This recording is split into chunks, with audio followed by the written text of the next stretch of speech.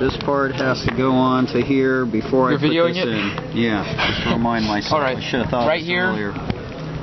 Where's my flashlight?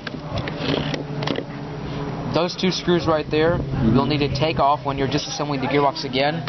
Okay. And those two screws go exactly in the same place with this piece. Put that in there? The hop-up bottom part. Okay, so this buddies up to the bottom of that? Yeah. Okay, all right. Just put that right back in there, right? Okay. This is for the stock. This little screw right here I'm going to put in so you don't have to worry about it. It's for the stock. Oh, okay. Oh, I thought that was that piece. No. Okay.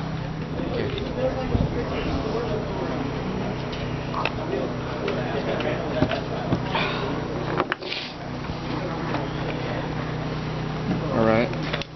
Still on full auto like I left it for you a little earlier. And then... So is it essentially working just not with a hop-up? Is that what it is? Yeah. Okay. More or less. Yeah, I left it on full. Okay. Like what I was talking about resetting it, that's what I meant. Like having the spring and the piston reset. Okay. And that's basically all you have to really do, besides your receiver pins. This little plate right here. Yep. The bottom of that. It's sitting right there. It's the motor adjustment spacer, so that you don't damage the motor brushings. Okay. This piece goes right here when you're reassembling it. Each of those. And that grip, yeah. there are three holes. There are holes right there. The two biggest on the side of the large middle one are for the wires. Front for red, back for black. The way we're holding it right now, the way that the camera is looking at it, the front is for red, the back is for black. Right. Positive, negative. Okay. When you're reassembling it, same thing. Okay. Like when you were pushing the things out, Red goes in the front. Like chips and things? Like chips? And black goes in the rear. Pretty much like pictured. Slides on pretty easily. Alright. You'll need a magnetic... It's highly recommended you have a magnetic screwdriver for these two screws right here. These are the screws diagonals. These are the screws that secure the motor. These ones have the funny heads. Right. The wash patch. It's useful to always have a flashlight when rescrewing these back in, but they're the two diagonal holes.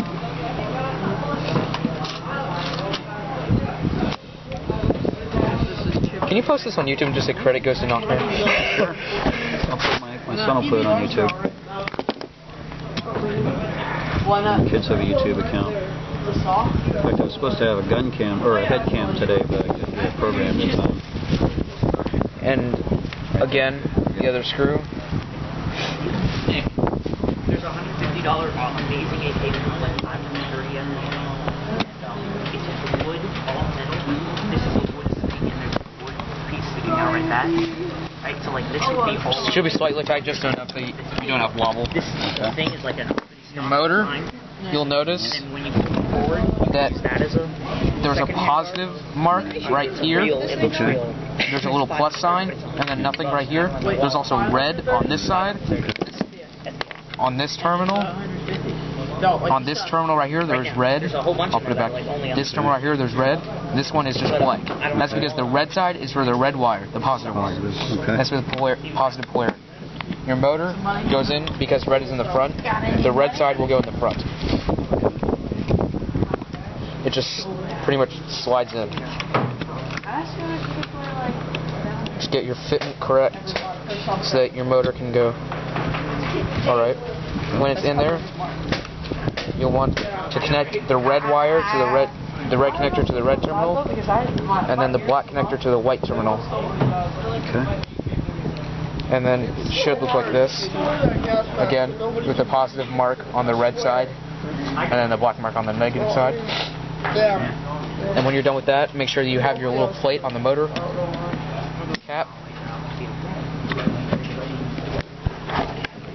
Again, fitment might be necessary to make sure that you have it in the correct one. And then you'll have your two screws, both right here. They're both pretty normal. and a number 1 Phillips, just to make it quicker.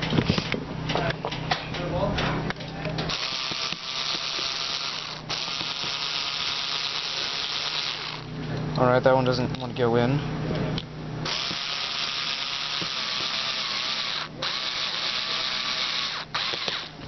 And then you take your other screw and in the forward one.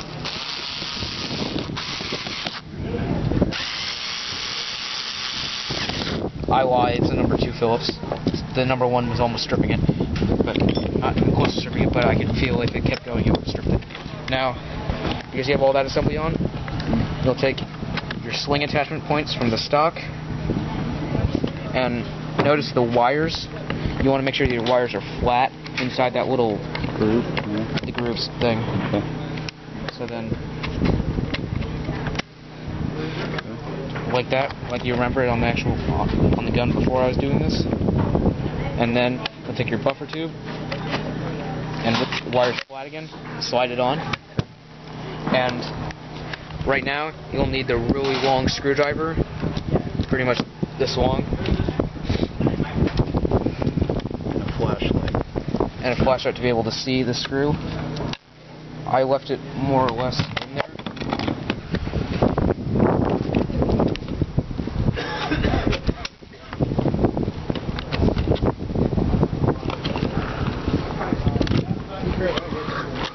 See? Yeah. I believe the screw is screwing in right now because I can feel the stock moving closer. Yep, it's moving in.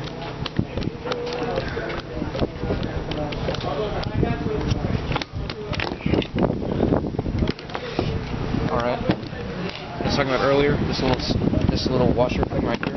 It was just useful. I took it off so that I would be able to actually maneuver it. But so it helps hold the wires in place? Yep, it's just holding the fuse wire assembly right there.